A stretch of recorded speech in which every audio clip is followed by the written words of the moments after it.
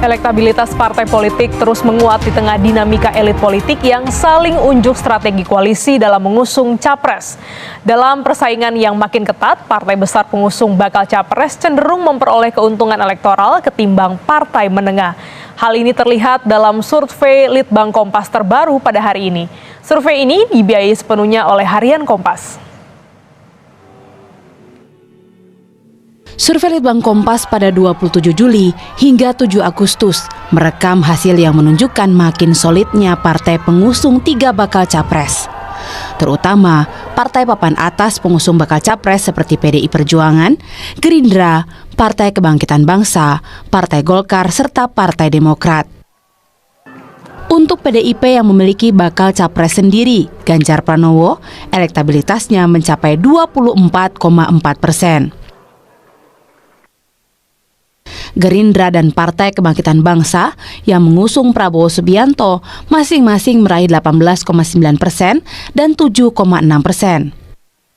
Sementara itu, untuk Golkar yang menyusul Gerindra dan PKB mengusung Prabowo mendapat 7,2%.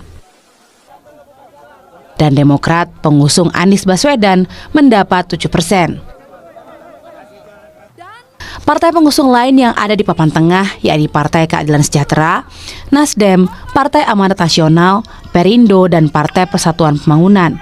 PKS dan Nasdem mendapat benefit dari Anies Baswedan dengan elektabilitas 6,3% dan 5,9%. Sementara PAN yang baru mengusung Prabowo mendapat 3,4% sama dengan Perindo yang mengusung Ganjar. Dan P3 yang juga mengusung Ganjar mendapat 1,6%.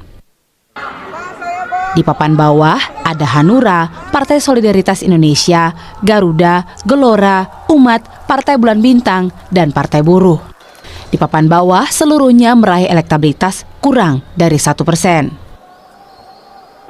Di 6 bulan jelang pemilu legislatif dan pemilihan presiden yang bersamaan di 14 Februari 2024, dinamika partai papan atas, tengah, dan bawah masih bisa menunjukkan fluktuasi, terutama di papan atas dan tengah.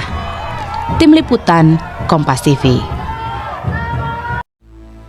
Survei Litbang Kompas, elektabilitas banyak parpol naik, sedangkan Golkar, Demokrat, PPP turun. Survei Litbang Kompas pada 27 Juli 7 Agustus 2023 terhadap 1,364 responden mencatat adanya kenaikan elektabilitas sejumlah partai politik atau parpol di Indonesia. Kenaikan tersebut tampak ketika dibandingkan dengan elektabilitas suara partai politik pada survei periode Mei 2023. Tercatat PDI Perjuangan atau PDIP memimpin elektabilitas dengan meraih 24,4% suara. Sebelumnya pada Mei PDIP meraih 23,3% suara. Posisi kedua ditempati Gerindra yang meraih 18,9% suara. Kondisi ini meningkat dari 18,6% perolehan suara pada Mei 2023. Kemudian ada Partai Kebangkitan Bangsa atau PKB yang mendapatkan 7,6% suara sebelumnya. Pada Mei 2023 PKB meraih 5,5% suara.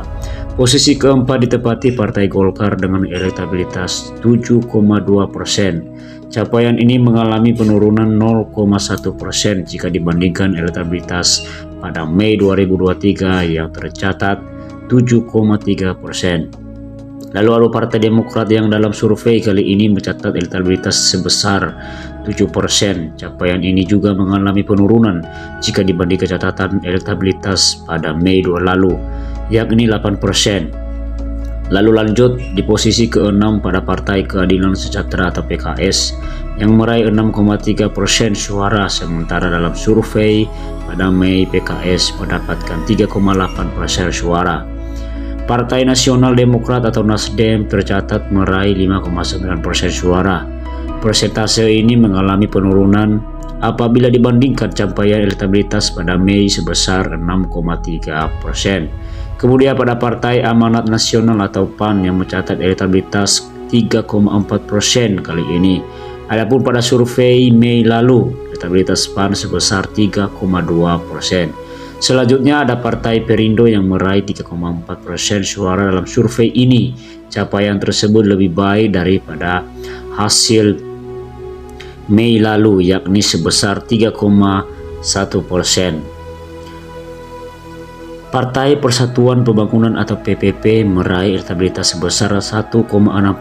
Kondisi ini menurun apabila dibandingkan dengan survei sebelumnya pada Mei yang mencatat hasil 2,9%. Lebih lanjut, survei Litbang Kompas juga mencatat perolehan suara parpol-parpol yang termasuk kategori papan bawah.